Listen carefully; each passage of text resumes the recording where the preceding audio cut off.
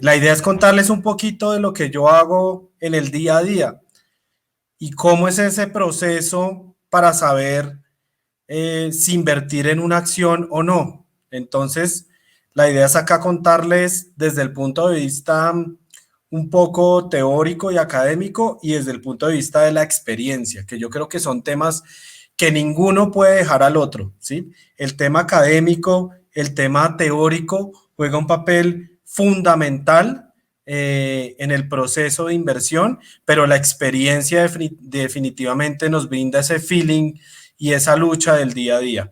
Entonces, la conferencia de hoy pues va a buscar explicar cómo la valoración de las empresas pues nos ayuda a encontrar acciones baratas. ¿Y por qué le puse que era un arte? Porque obviamente hay muchos temas subjetivos, hay unas habilidades internas que van en cada uno de los analistas para poder identificar qué acciones están baratas y qué acciones están caras. Entonces lo vamos a ver. Esta presentación realmente está diseñada de manera, para poderla entender de manera fácil, didáctica, digamos que está diseñada para personas que no tienen que tener un conocimiento pues profundo sobre este tema. Entonces, ¿cómo sabemos cuando una acción está cara o barata? ¿Sí? ¿Cómo sabemos, oiga, esa acción comprémosla porque está barata, esa acción vendámosla porque está cara? Entonces vamos a ver un poquito de ejemplos. Entonces acá empezamos a diferenciar entre lo que es el precio de mercado y el valor intrínseco, ¿sí? O el valor justo de la acción. Entonces en este ejemplo vemos, por ejemplo, la acción de Grupo Sura.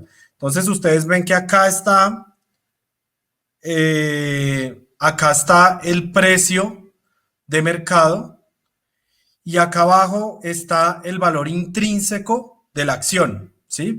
Entonces, si el precio de mercado es mayor a ese valor justo, entonces la acción está cara y habría que vender la acción. Estos son simplemente ejemplos visuales para entender un poquito cómo funciona este tema. Entonces, si el precio de mercado es mayor que el valor intrínseco, la acción está cara y deberíamos salir a vender esa acción. ¿Listo? Digamos que son solo ejemplos. Ya este otro ejemplo lo podemos observar cuando el precio de mercado es igual al valor intrínseco, es decir, igual al valor justo. El precio de mercado es igual al valor intrínseco o al valor justo. Entonces, en ese sentido, vemos que acá ambos precios coinciden, ¿sí? La acción no estaría barata ni estaría cara. ¿Listo? Estos son ejemplos que tomamos para explicar un poquito este tema. Y acá tenemos un ejemplo cuando la acción está barata. Entonces vemos que el precio de la acción está acá abajo, mientras el valor intrínseco está acá arriba. Entonces uno esperaría que el precio de la acción tienda a este valor intrínseco, ¿sí? Uno espera que este precio en el mediano o en el largo plazo tienda a estos precios objetivos. Normalmente en bolsa se dan unos precios objetivos con un pronóstico de un año, ¿sí? Entonces uno esperaría que en lo corrido de un año, obviamente eso puede variar, no tiene que ser necesariamente un año, pues este precio de mercado tienda a este valor intrínseco, ¿sí? Y lo mismo acá, retrocede un poco cuando está bajo. Entonces uno esperaría que este precio que está muy costoso, pues obviamente el mismo mercado lo corrija y tienda a este precio. ¿Listo? Ya vamos a ver un poquito más cómo determinamos este valor justo, este valor intrínseco que nos dice si la acción está transando de manera barata, de manera cara o de manera justa, ¿sí? Entonces, yo quisiera ver un poquito cuánto vale una firma. ¿Cuánto vale una firma? Para poder determinar más adelante cuál es el valor de las acciones, cuál es ese precio justo que estamos buscando de las acciones. Entonces, yo quisiera acá primero, antes de iniciar, contarles un poquito cómo es ese proceso de un analista en bolsa para determinar pues esos precios objetivo. Esto no solo es un tema matemático, esto también es un tema de conocer muchísimas cosas. Y vamos a ver qué es lo que nosotros tenemos en cuenta a la hora de evaluar, a la hora de analizar sectores o compañías en las cuales queremos invertir. Entonces, acá primero tenemos el entorno. Hay que leer muchísimo y hay que entender muy bien qué está sucediendo con el entorno internacional, ¿sí? Porque el entorno internacional tiene una incidencia importante dentro dentro del precio de mercado de los activos financieros, ¿sí? Los activos financieros en Colombia están influenciados por lo que pueda pasar en el precio del petróleo, por lo que pueda pasar con las tasas de interés de la Reserva Federal en Estados Unidos, lo que pase con el precio de los insumos, con las tasas de cambio, si hay aversión al riesgo o no, los flujos de inversión. Entonces, lo primero que nosotros hacemos es entender cuál es el contexto internacional y cómo se puede ver afectado el valor de mi empresa por ese contexto, ¿sí? Puede ser incluso una empresa colombiana, ¿sí? Si la empresa colombiana, por ejemplo, exporta, entonces hay que mirar cómo está la tasa de cambio, si exporta o importa, o si exporta, cómo se comporta el mercado al que está exportando, ¿no? No sé, se utiliza mucho petróleo bueno, gasolina para transportar sus productos, ¿sí? No sé, por camiones, avión, lo que sea, pues obviamente eso impacta su estructura de costos o los insumos y materias primas que usa esa empresa, pues se ven impactados por el incremento o disminución tanto de las materias primas como de la tasa de cambio. Entonces, así sea una empresa colombiana que venda únicamente en Colombia, es probable que pueda tener materias primas que estén indexadas a la moneda, alguna moneda internacional o al precio internacional de algún commodity. Entonces, es bien importante entender bien el contexto internacional para de esa manera, pues poder analizar de mejor manera cómo todo esto impacta el valor de mi empresa. Vamos de lo macro a lo más micro, ¿sí? Un análisis top-down. Luego tenemos que entender muy bien qué sucede con la economía local, cuáles son las expectativas, ¿sí? ¿Cómo está el crecimiento económico actual? ¿Cuál es la expectativa de crecimiento económico? ¿Cuáles son los sectores que van a jalonar más el crecimiento económico? ¿Cuál es la inflación actual y cuáles son las expectativas? ¿Hay estabilidad jurídica o no hay estabilidad jurídica? ¿Se espera que se incrementen los impuestos o no? Entonces, todo ese tipo de cosas pues juegan un papel muy importante en este análisis, ¿no? Y es el análisis pues de la economía local, pues porque al fin y al cabo, si mi empresa está en Colombia, pues voy a analizar cómo está Colombia, ¿sí? Cuáles son sus fortalezas y debilidades, cómo está el tema político, cómo está el tema de desempleo, el tema fiscal, qué variables me pueden impactar a mi negocio, cómo se está moviendo el consumo, hay un poder de compra importante, cuánto va a subir el salario mínimo. Todo ese tipo de variables pues pueden afectar de manera importante mi empresa, es mi entorno, primero mi entorno internacional y luego mi entorno local del país. El tercer tema relevante es el del sector, ¿sí? Entonces ya pues voy a mirar las empresas que yo estoy analizando dónde invertir, en qué sectores está, ¿sí? ¿En qué parte del ciclo ese sector está? ¿Cuáles son las perspectivas de ese sector? Entender un poquito más el modelo de negocio, cómo funciona el sector, ¿sí? ¿Cuáles son sus principales preocupaciones, riesgos, sus fortalezas? Entonces, sí, se han dado cuenta que vamos desde lo más macro, el entorno internacional, el entorno local, ya vamos en el sector. Conocer a profundidad. Entonces, si estamos, por ejemplo, en sector petrolero, cuáles son las expectativas de producción del país, cuáles son las políticas del país con respecto a este sector, qué tan complicado está el tema de licencias ambientales, de negociación con comunidades, ¿sí? Si estoy, por ejemplo, en el sector financiero, entonces, ¿cómo se ve a futuro pues, el desarrollo y el modelo de negocio del sector financiero? ¿Cómo impacta todo este tema de la banca digital? ¿Sí? ¿Qué tanto va a cambiar el modelo de negocio pues, de los bancos, ¿no? Si estoy, por ejemplo, en el sector de construcción, entonces empezamos a mirar cuáles son las expectativas de venta de vivienda, vivienda bis y no bis, cuáles son las expectativas en el sector de infraestructura, cuál va a ser la demanda de concreto y cemento por ahí, o cuáles son las expectativas de demanda de cemento y concreto por parte de oficinas, centros comerciales, bodegas, ¿sí? Porque todo eso va a demandar cemento y concreto. Entonces, empezar a analizar todo ese tipo de cosas, pues es bastante importante, ¿no? Entonces, ya cuando vamos al cuarto punto, pues analizamos la compañía. Entonces, es un análisis top-down donde empezamos mercados internacionales, luego entender Colombia como país, después a los sectores, al sector colombiano y ahora empezamos a entender un poquito la compañía. El análisis de la empresa y de la compañía. Entonces, en ese sentido, acá empezamos a mirar, bueno, ¿cuál es la competencia o el ambiente competitivo de mi empresa? ¿Sí? ¿Qué tan endeudada está? ¿Cuál es la posición de liquidez? ¿Mi empresa genera valor o no? ¿Qué tan rentable es mi firma? ¿Qué tan rentable es para los accionistas? ¿Tienen más deuda de corto o largo plazo? ¿Se financia con créditos, con bonos? ¿Paga dividendos? ¿Cuánto paga dividendos? ¿Si son sostenibles los dividendos que está pagando o no?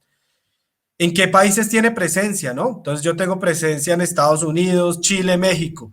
¿Cuáles son las expectativas pues, de las exportaciones o de la presencia si es directa en esos países? ¿De dónde provienen las materias primas? ¿Cómo impacta la tasa de cambio a mi empresa? ¿Cómo impacta el precio de los commodities a mi compañía? ¿Sí? ¿Cuáles son las ventajas competitivas de mi empresa? Entonces uno empieza a mirar y a examinar de manera detallada ya la empresa. Ya tenemos claro el contexto internacional, el contexto local, el sector y ahora empezamos a analizar de manera importante cómo funciona la empresa pues a nivel local.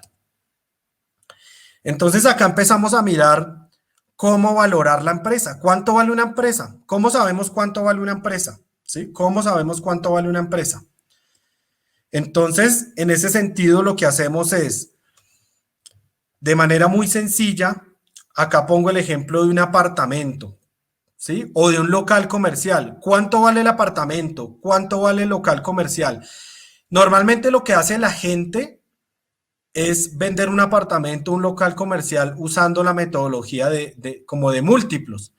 Va y mira al vecino, va y mira en el barrio cuánto está valiendo el metro cuadrado de apartamentos, cuánto está valiendo el metro cuadrado de oficinas, cuánto está valiendo el metro cuadrado de local comercial, y así dice, bueno, yo tengo un apartamento, no sé, de 100 metros cuadrados y el valor por metro cuadrado es de 2 millones, ¿sí? Entonces yo voy a vender mi apartamento más o menos en 200 millones.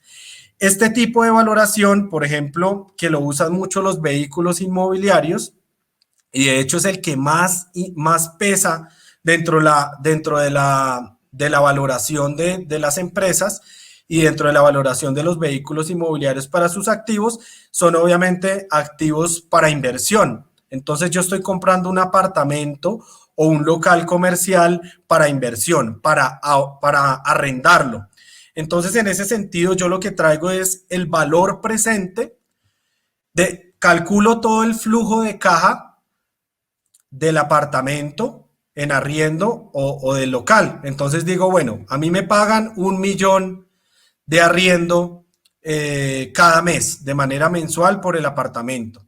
Pero a eso tengo que descontarle la comisión de la inmobiliaria, le tengo que descontar por ejemplo, los seguros, ¿sí? Le tengo que descontar el impuesto predial y de esa manera, después de tener los ingresos que me genera el activo y todos los egresos, llego a un flujo de caja a través de los años o a través de los meses. Esos flujos de caja se traen a valor presente con una tasa de interés, que acá la llamamos WACC, que refleje el riesgo de esos flujos de caja, ¿sí? Y que refleja la estructura de capital de cómo financié la compra del activo o de un proyecto o de una empresa. Acá, digamos, lo estoy tratando de hacer como con este ejemplo del sector inmobiliario, porque creo que es un ejemplo que se aproxima, digamos, a las personas que no conocen mucho el tema de valoración de empresas. Entonces, básicamente lo que hago es calcular todos los ingresos y le resto todos los egresos y calculo el flujo de caja de la inversión en el apartamento que arrendé y lo descuento a una tasa de interés que refleja el riesgo de esa inversión y a una tasa de interés que refleja la estructura de capital de cómo compré el apartamento. Lo compré todo con dinero propio, los 200 millones fueron dinero que saqué de mi bolsillo o de pronto saqué 100 millones de pesos míos de aporte de capital y 100 millones de pesos de deuda. ¿Cómo es la estructura de capital? ¿Cómo financié ese apartamento? Asimismo, esto se puede extrapolar a cómo financié el proyecto, o mejor, como lo estamos viendo acá, ¿cómo financio mi firma? ¿Sí? Del total de activos, ¿qué proporción lo financié vía equity? ¿Sí? Vía aportes de capital, vía utilidades retenidas, ¿sí? ¿Y qué proporción lo financié con deuda? Crédito con bancos, bonos, por ejemplo. Entonces, el valor de la firma es el valor presente de esos flujos de caja que son descontados a la tasa de interés WACC. ¿Listo? Entonces acá, y esto era lo que yo les decía, en esta diapositiva vemos que activos van a ser igual a pasivos más patrimonio, ¿no? Activos igual a pasivo más patrimonio, es decir, los activos de una empresa los estoy financiando con patrimonio o con pasivo. ¿Cuánto? No sé, 30% patrimonio, 70% pasivo o 50% patrimonio, 50% pasivo, pues esa es la estructura de capital. Cuando yo compro un apartamento, ¿cómo lo estoy financiando? ¿Sí? Entonces acá encontramos que el valor del patrimonio, digamos, en términos de mercado, que le decimos valor del equity, que es esta parte, que al fin y al cabo, ¿de dónde provienen las acciones? Las acciones están es en esta parte, activos menos pasivos igual patrimonio, proviene del patrimonio, ¿sí? El valor del equity. Entonces, en ese sentido, el valor del equity va a ser igual al valor de la firma, el valor de la empresa, menos el valor de la deuda, más el efectivo, ¿sí? Entonces, el valor de la firma es equivalente en términos contables al activo, ¿sí? Menos el valor de la deuda sería algo así como el pasivo. Entonces, si yo le resto estos dos y le sumo el efectivo, pues obviamente me va a dar este pedazo. Este pedazo que digamos acá está en términos contables, pero acá es a mercado, pues este pedazo dividido en número de acciones me da el precio por acción. Si divido el patrimonio dividido en el número de acciones que tiene la empresa, me da el valor contable de cada una de las acciones. Si divido el valor del equity, como lo vemos acá en la fórmula, sobre el número de acciones, me va a dar el precio por acción. ¿Listo? Y así encontramos cuál es el valor justo o ese valor intrínseco de la acción para saber si la acción está barata o está cara. ¿Listo? Acá simplemente les muestro como un pequeño brochazo de cómo funciona esa tasa de descuento a la cual pues yo descuento los flujos de caja para encontrar el valor de la firma. Entonces yo voy a decir, si yo me endeudo con deuda, ¿cuál es la rentabilidad que me exige esa deuda? ¿Sí? Entonces el banco me presta el 10%. Si voy y emito bonos en el mercado, me prestan a un 8% de la tasa de interés de los bonos. ¿Listo? Entonces, en ese sentido, tengo una fuente de financiamiento que es la deuda y tiene un costo de la deuda de que yo voy al banco y me dice, venga, yo le doy esos 100 pesos que usted necesita, pero le cobro una tasa del 10. O voy al mercado bursátil y emito unos bonos y me dice, bueno, el mercado me exige una tasa del 8%. Entonces, ese es el costo de financiar mis activos vía deuda. Claro, el costo de la deuda tiene un beneficio tributario y por eso tenemos costo de la deuda por 1 menos T. Es decir, los gastos financieros son son gastos deducibles de impuestos. Entonces, por eso a muchas empresas a veces les gusta usar la deuda, porque la deuda tiene un beneficio tributario. Entonces, al fin y al cabo, lo que nos dice es esta tasa de descuento es que nos va a decir cuánto le cuesta al inversionista financiarse con deuda, cuál es el costo de la deuda, por cuánto pesa la deuda dentro de mi estructura de capital. Por eso es que tenemos deuda sobre equity más deuda. ¿Cuánto pesa mi deuda con respecto a mi estructura total de capital? ¿Sí?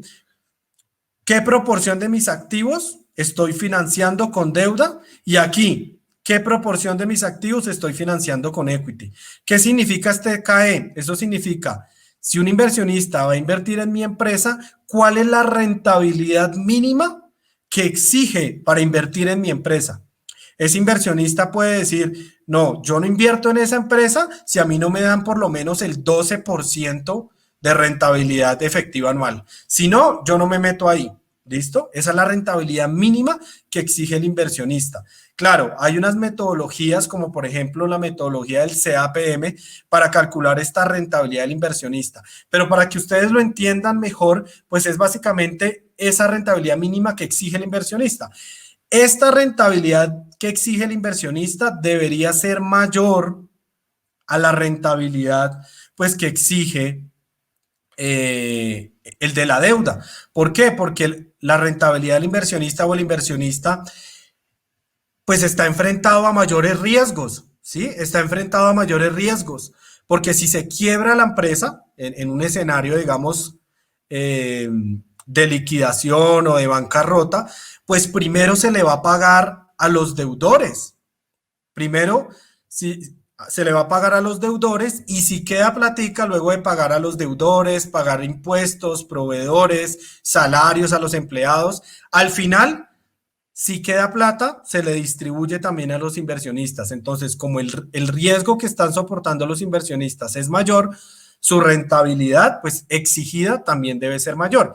Asimismo, si la empresa está generando flujo de caja, lo primero que hace es pagar los gastos financieros y la amortización de la deuda. Luego, si queda plata después de pagarle a los tenedores de la deuda y los intereses de esta deuda, pues ahí sí puedo repartir como dividendos a los inversionistas. Entonces, muy interesante cómo funciona este tema y esa es la tasa de descuento. Claro, ustedes pueden profundizar mucho más en este tema, pero a mí me interesa que entiendan por lo menos el concepto básico de cómo valorar una empresa y cuáles son como las variables más básicas a la hora de tener en cuenta. Acá queremos mirar una alternativa. Entonces, la primera alternativa que miramos fue por flujo de caja, una valoración por flujo de caja. Acá miramos una valoración por múltiplos. Digamos que estas son las dos formas de valoración pues más famosas y que son más comunes para valorar una empresa o un activo. Hay otras alternativas de valoración, pero acá solo quiero enfocarme en estas dos. Entonces, ¿cómo funcionan los múltiplos? Entonces, vamos de nuevo al ejemplo del apartamento, ¿sí? Al local comercial. ¿Cuánto vale el apartamento? Si tengo un apartamento de 100 metros cuadrados y vale cada metro cuadrado uno va y mira al vecino en cuanto lo está vendiendo, va y mira en el barrio, va y mira en la ciudad en estratos similares con características similares y uno empieza a generar una idea de en qué rango puede estar el metro cuadrado en las características donde yo quiero comprar el apartamento para inversión. Entonces me doy cuenta que más o menos en promedio el metro cuadrado en la zona puede estar alrededor de 2 millones de pesos. Y si quiero comprar el apartamento de 100 metros cuadrados, pues yo podría comprar ese apartamento más o menos en 200 millones de pesos. Entonces, más o menos esa es la lógica de los múltiplos. Ya acá traemos un múltiplo específico que lo que hace es mirar el precio de la acción, cómo está el precio de la acción en bolsa, a cuánto está transando en el mercado versus la utilidad por acción, ¿sí? Y esto lo que me dice es el mercado cuánto está pagando por las utilidades que yo genero, ¿sí? Entre más, ¿sí? Entonces empieza a mirar uno cuánto está pagando el mercado por cada utilidad por acción que yo genero. Entonces empezamos a generar un link entre lo que vale el precio de la acción en el mercado y la capacidad de la empresa para generar utilidades. Esto puede ser una utilidad por acción de los últimos 12 meses, pues teniendo en cuenta que tenemos estados financieros, digamos, rezagados, siempre históricos, los últimos 12 meses, o incluso si mi expectativa, si yo tengo una expectativa de las utilidades por acción de mi empresa, pues yo puedo decir, venga, en el próximo año, por ejemplo, en el 2022, la utilidad por acción de esta empresa, yo estimo que sea alrededor de esto. Entonces se puede hacer con la utilidad por acción de los últimos 12 meses o la utilidad por acción de los próximos 12 meses o del próximo año. Acá traemos un ejemplo. Estos no son datos reales, solo son ejemplos. Entonces hicimos el ejemplo, por ejemplo, para los bancos. Y miramos que los bancos tienen estos múltiplos de precio-utilidades y que la media es de 11,8. Si tenemos, por ejemplo, que la acción de Bancolombia está transando a 9,5, pues nos muestra que es una acción que estaría transando por debajo del promedio de sus comparables, ¿sí? Acá, digamos, se tienen en cuenta bancos locales. Entonces eso me muestra, me puede empezar a indicar de que de pronto la acción de Bancolombia se puede estar viendo barata frente a sus comparables. ¿Listo? Estos no son datos reales, son simplemente datos para ilustrar un poquito el ejemplo. Entonces, en ese sentido, podemos empezar a mirar, oiga, el mercado está pagando 9.5 veces por la utilidad por acción que genera Bancolombia, mientras que el promedio del mercado está en 11.8 veces. Entonces se empieza a mirar si de pronto la acción muestra señales de que está barata frente a sus comparables cuando se mira el múltiplo con respecto a las utilidades. Acá tenemos otro ejemplo, otro de los famosos múltiplos en bolsa es el precio-valor en libros. Y lo que me hace es mirar cómo está el precio de mercado en bolsa, el precio por acción en bolsa, versus el valor en libros por acción, ¿sí? Entonces, mira, ¿qué tanto valora el mercado, el precio de la acción y contablemente con respecto al valor contable o patrimonial de la compañía? Entonces, en ese sentido, acá ponemos otro ejemplo muy similar al ejemplo anterior y decimos, si la media de mis comparables, primero hay que escoger los comparables. ¿Cuáles son empresas comparables de Bancolombia? Pues acá están bancos locales.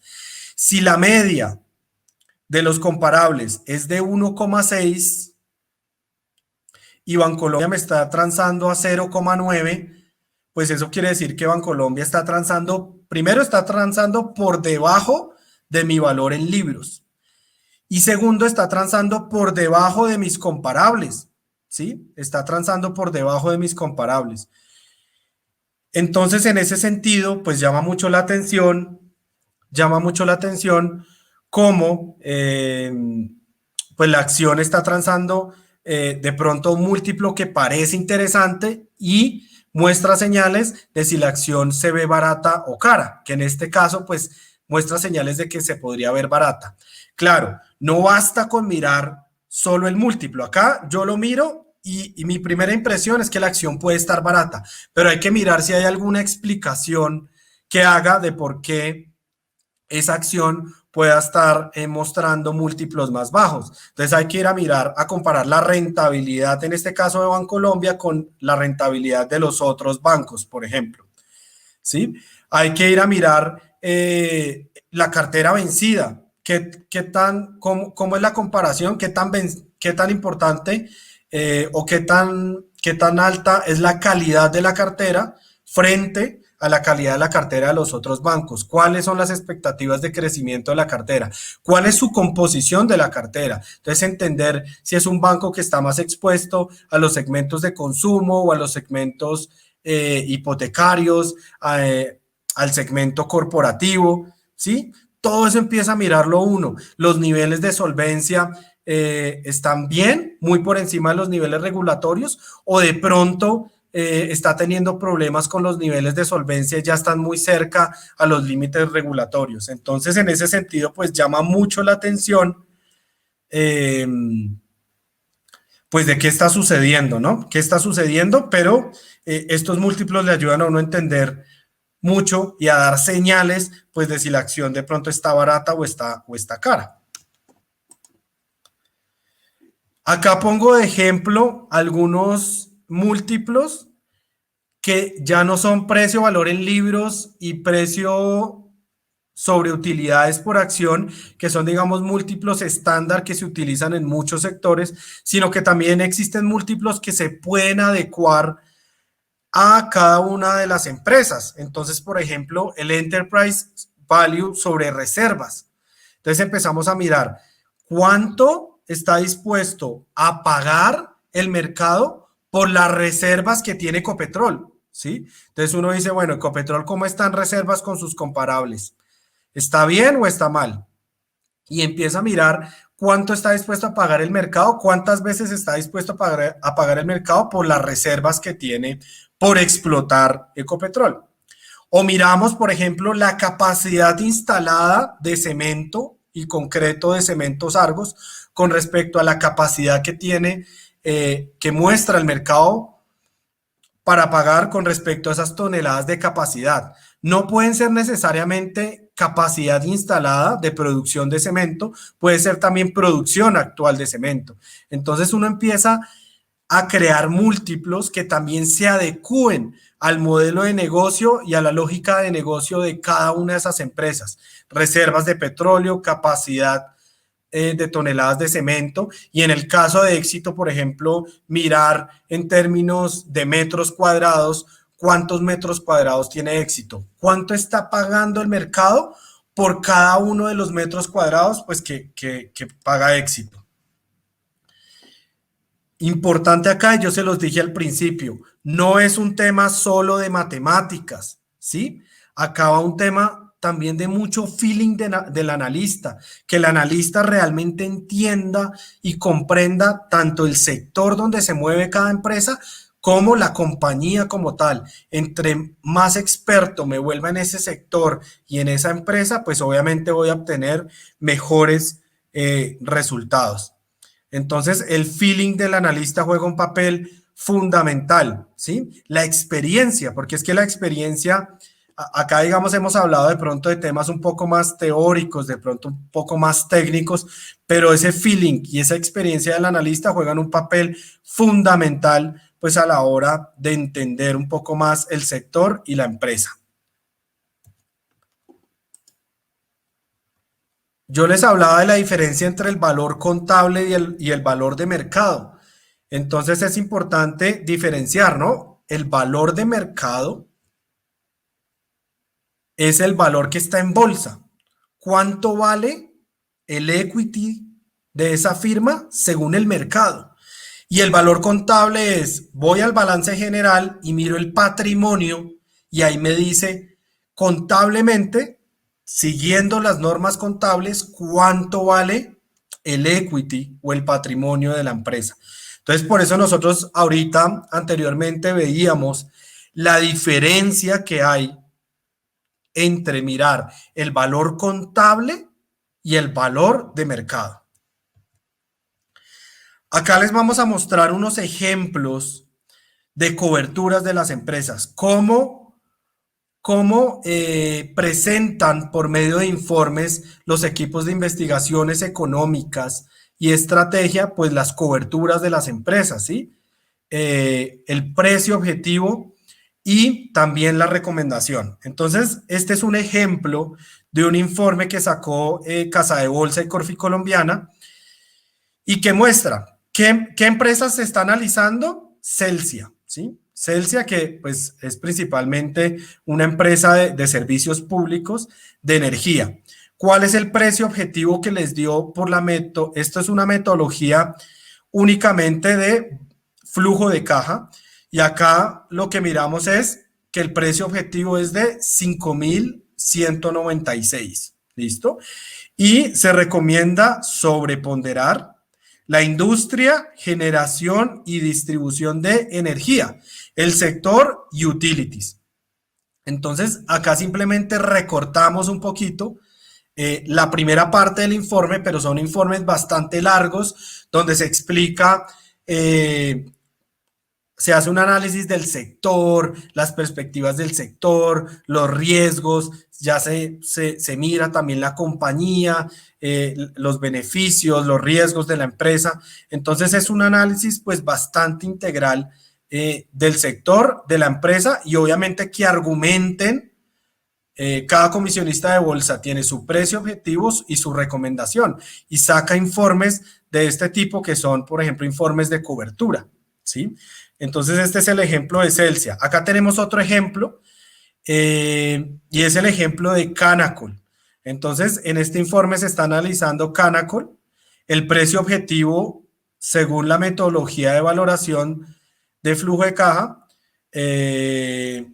pues les da un precio de 15.219 pesos por acción. 15.219 pesos por acción, ¿sí? La recomendación, sobreponderar. El sector hace parte del sector de energía. Esto realmente es una empresa ya de producción de gas. La industria, oil and gas. ¿Listo? Entonces, por ejemplo, acá dice el precio de cierre en ese momento de la acción, que esto fue publicado el 16 de abril del 2021, estaba en 10.670 y el potencial de valorización, según cuando se mira con este precio objetivo, pues sería del 42% de rentabilidad. Entonces, este tipo de informes que los hacen pues las comisionistas de bolsa, locales, internacionales, pues ayudan a conocer un poquito más cómo funciona el sector, cómo funciona la empresa y argumentan de por qué ese precio objetivo. Es importante que en estos informes de cobertura pues se amplíen los riesgos, ¿no? Porque este precio objetivo tiene en cuenta unos escenarios de flujo de caja libre, tiene unos escenarios de estructura de capital que obviamente son pronósticos. Y como son pronósticos, pues claramente pueden tener desviaciones frente a la situación real. Acá quisiéramos entender un poquito más de dónde proviene la rentabilidad cuando invertimos en acciones. Entonces, la rentabilidad de una acción puede provenir de dos maneras. Uno, de los dividendos periódicos que me da la compañía. Entonces, hay compañías que deciden repartir dividendos de manera mensual, de manera trimestral, semestral, anual, ¿sí? Dependiendo la política de dividendos de cada compañía. ¿Cuánto me reparte? ¿Sí? ¿Cuál es el dividend yield? Es decir, ¿cuál es la rentabilidad por dividendos? Donde se compara el valor del dividendo contra el valor de mi inversión, ¿sí? Entonces, si yo invertí 100 pesos y recibo anualmente 10 pesos solo por dividendos, entonces tendría una rentabilidad del 10% por dividendos. Entonces, podemos obtener rentabilidad de una acción por el lado de los dividendos y por el lado del cambio en precio. ¿Cuánto se valoriza la acción? ¿Sí? ¿Cuál es la valorización de la acción? ¿Cuál es la valorización de la acción? ¿Cuánto se puede valorizar la acción o cuánto se puede desvalorizar la acción? Entonces, en ese sentido, pues vemos que estas dos fuentes de rentabilidad para el accionista terminan generando pues la rentabilidad total o la rentabilidad consolidada de la inversión en acciones. Acá traemos un ejemplo. Entonces, por ejemplo, si uno mirara los accionistas que compraron acciones de Ecopetrol en la primera emisión, que fue a 1.400 pesos, creo que eso fue como en diciembre del 2007, a hoy, ¿cuál sería su TIR? ¿Cuál sería su rentabilidad efectiva anual? Hay que tener mucho cuidado porque esta no es una rentabilidad corrida, es una rentabilidad efectiva anual. En promedio, cada año cuánto gané. Entonces, cuando tenemos en cuenta que la compra fue a 1.400 y lo vendemos al precio spot de hoy,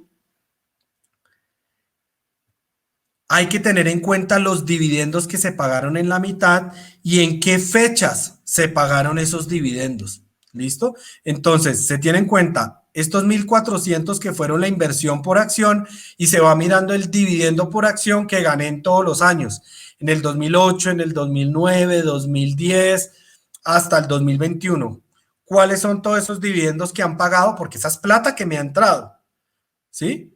Y al final asumo que vendo asumo que vendo la acción al precio actual de mercado. Entonces, así puedo evaluar cuál es la rentabilidad efectiva anual de mi inversión en Ecopetrol.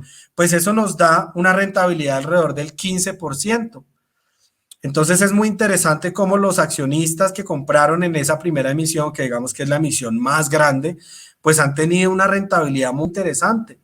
Pero la gente a veces se equivoca cuando mira solo 1.400 y mira, no sé, a 2.600 que puede estar la acción hoy, 2.700, y simplemente hacen la división y sacan ahí una rentabilidad que está mal calculada.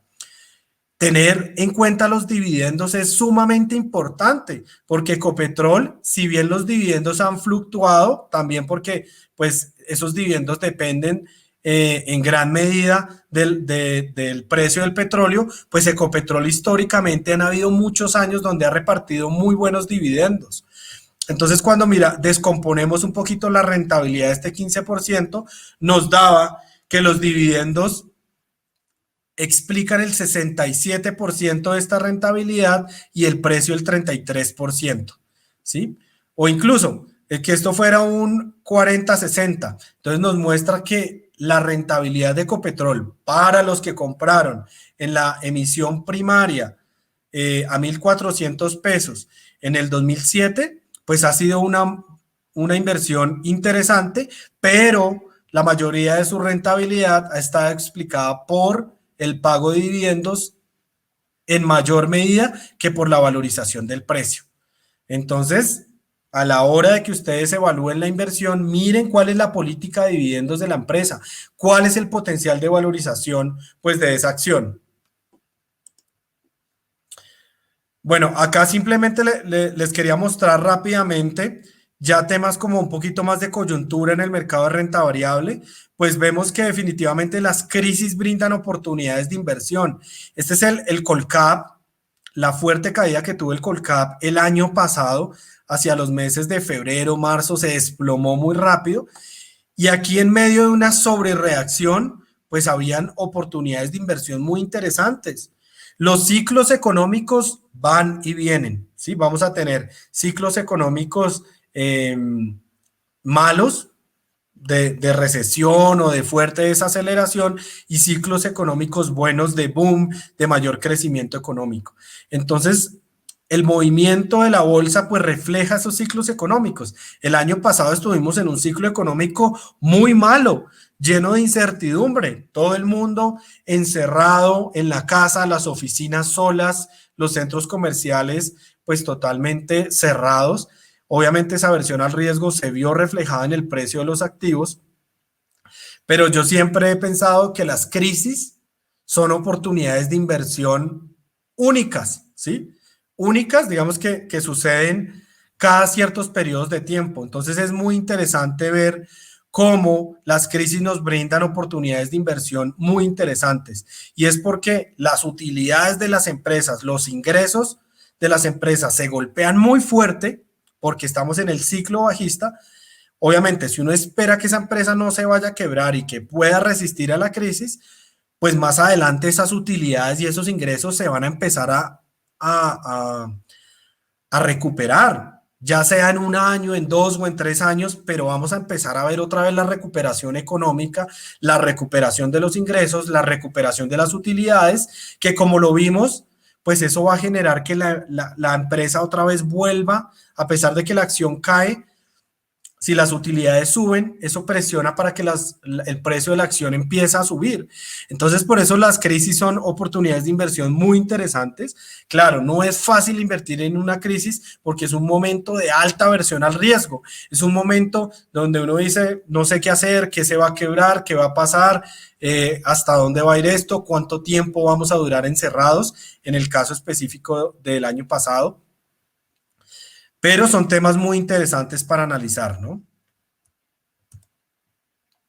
Acá simplemente queríamos explicar un poquito y mostrar el rezago que tiene la bolsa colombiana frente a sus comparables. Entonces acá tenemos el Colcap contra las otras bolsas latinoamericanas. Entonces estamos muy pegados, digamos, a la bolsa peruana. Esto es normalizado desde el primero de enero del 2020. Eso es importante saber cuándo está normalizado. Y a pesar, digamos, de todas las incertidumbres políticas que se han generado recientemente en la bolsa peruana y en Perú, pues estamos muy a la par de ellos, pero estamos muy quedados frente al desempeño de otras bolsas a nivel regional, ¿sí? Frente, por ejemplo, a Argentina, frente a México, frente a Chile.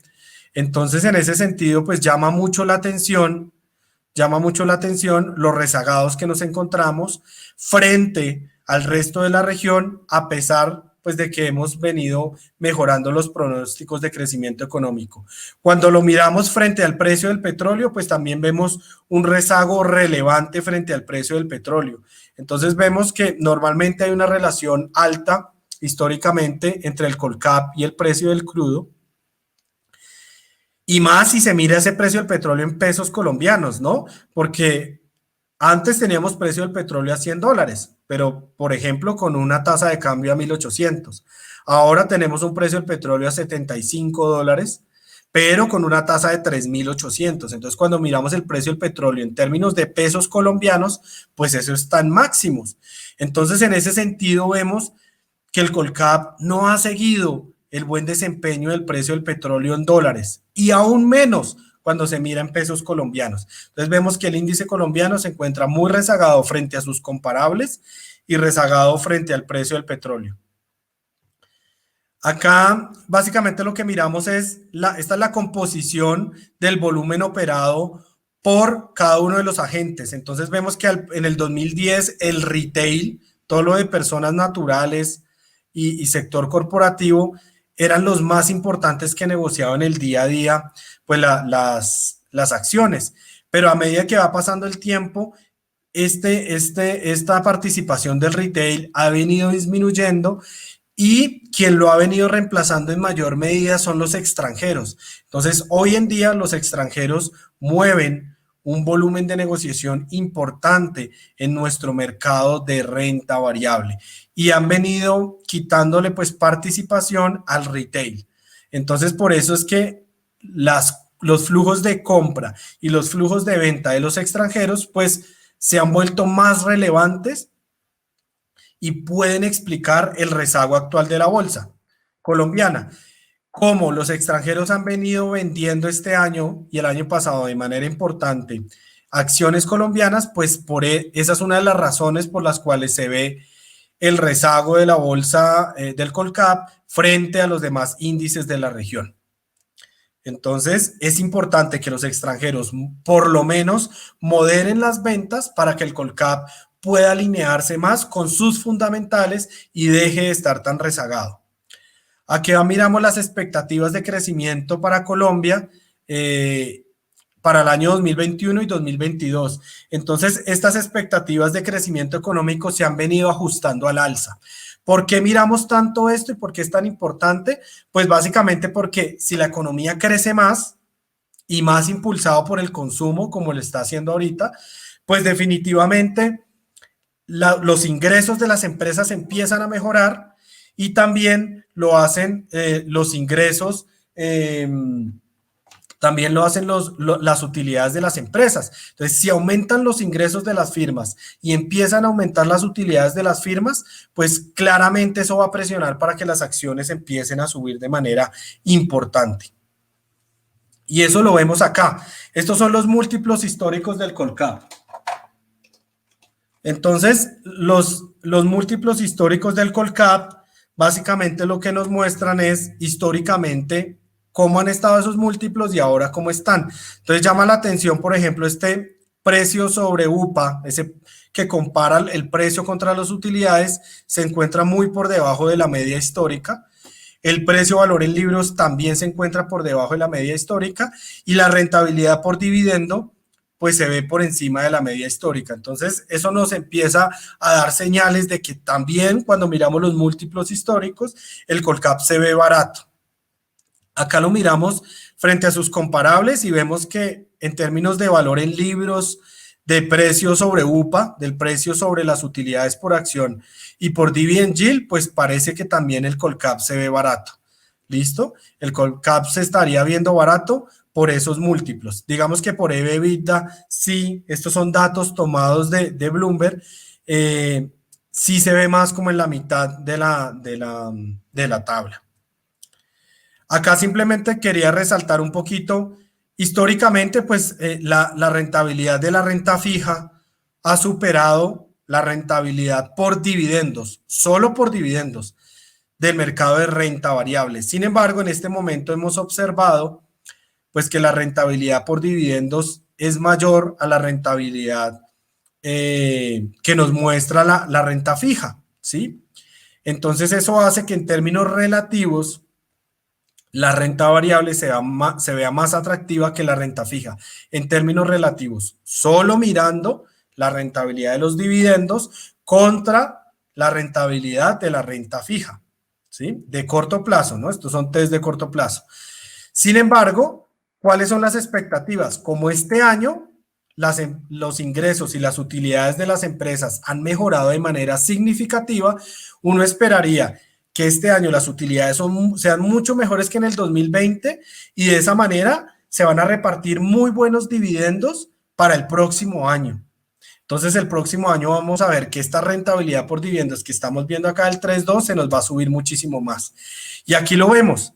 Vean ustedes que la expectativa de rentabilidad por dividendos, por ejemplo, para el 2022, estos son datos tomados de Bloomberg y algunos, digamos, calculados por nosotros en Casa de Bolsa, está alrededor del 5,26%. Si los precios de las acciones no suben, la rentabilidad por dividendos podría estar alrededor del 5,26%, ¿sí? Y se exponen algunas acciones que podrían tener una rentabilidad por dividendos muy, muy interesante, muy, muy atractiva. Entonces, por eso, ese aumento en las utilidades de este año y por ende, esa presión hacia arriba en los dividendos para el próximo año, pues se van a convertir en una presión alcista sobre el precio de las acciones.